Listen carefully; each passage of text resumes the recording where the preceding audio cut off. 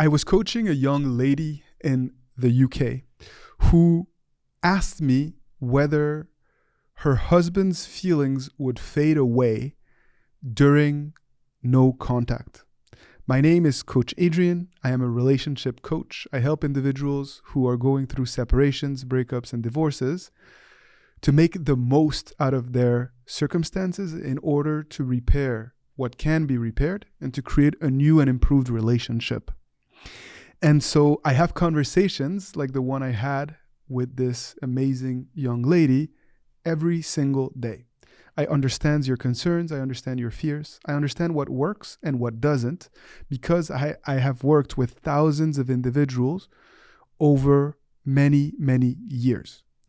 And I wanted to really do this video to address some of the fears that I know the overwhelming majority of individuals have after a breakup or during a separation. And it is that fear that your ex's feelings will continue to fade over time, especially if you go into no contact. So for those of you who are not aware of what no contact is or not familiar with this concept, it is basically a period of time after a separation where you are deliberately removing yourself and cutting contact, or at least pulling away, in order to focus on you, in order to heal, in order to grow, in order to avoid mistakes, while at the same time giving time to your significant other to change their vibe, their dynamic, their mood, and the way they perceive you and the relationship.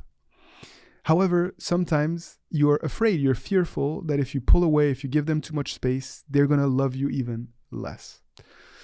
And to answer this question, I must share my experience. And my experience has been that most times an individual will start to resent you or to grow more cold and more bitter and more resentful, not because you give them space, but because you force contact when they want space.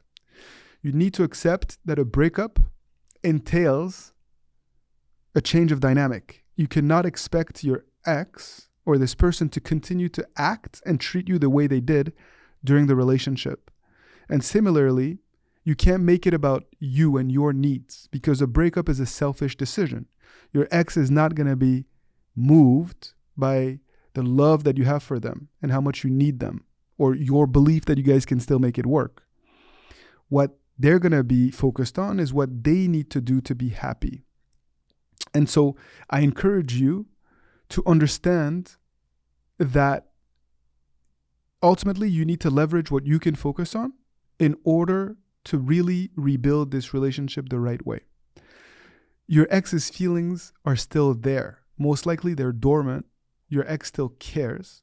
They're just either disillusioned or resentful or hurt.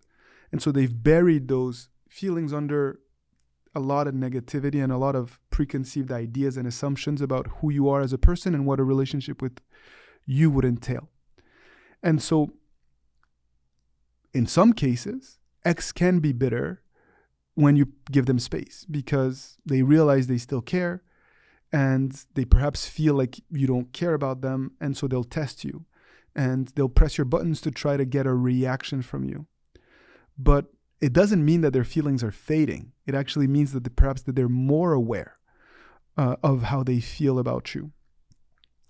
And no contact is not forever. It is not an indefinite no contact. I do not believe in eternal no contact and waiting for your significant other to reach out to you in all cases.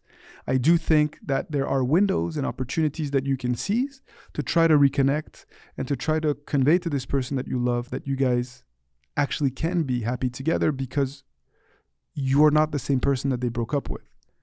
You have understood, profoundly understood, some of the dynamics that led to the frustrations and to the disappointments in the relationship, and you've actually done the work. And we're going to let them come to that conclusion after that period of no contact when you are able to reestablish contact with them.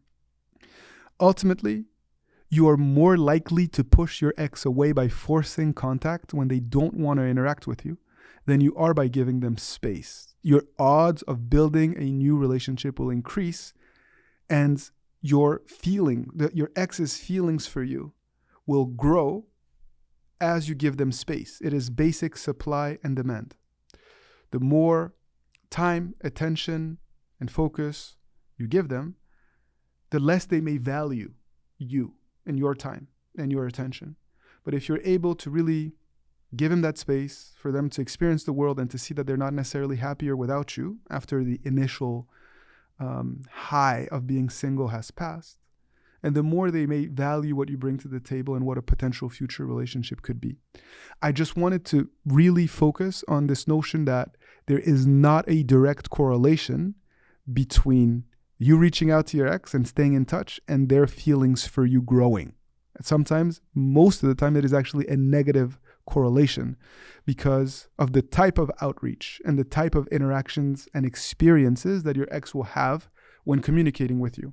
Simply because you're not your best self. You're not in a position where you can inspire them and where you can share through your actions a vision of what a potential future relationship could be together that is uplifting and empowering and inspiring. And so do not let your fear cloud your judgment. Do not act as if the worst possible outcome was already upon you, and instead focus on concrete, actionable items, things that you can control to help you grow. The more you do that, the more you will quiet the fears and the doubts, and the more likely you will be to reconnect with this person in a healthy way. And that's what our approach and our philosophy is all about. And I invite you to focus on creating a plan for yourself, one that may include no contact, but tailored to what you're going through. And to do that, we have resources to help you get there.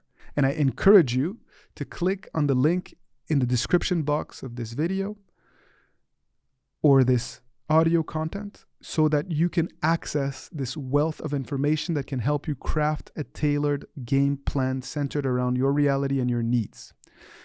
It entails you understanding our philosophy in a deeper way so that you can understand actually where you stand and what the road ahead could look like for you.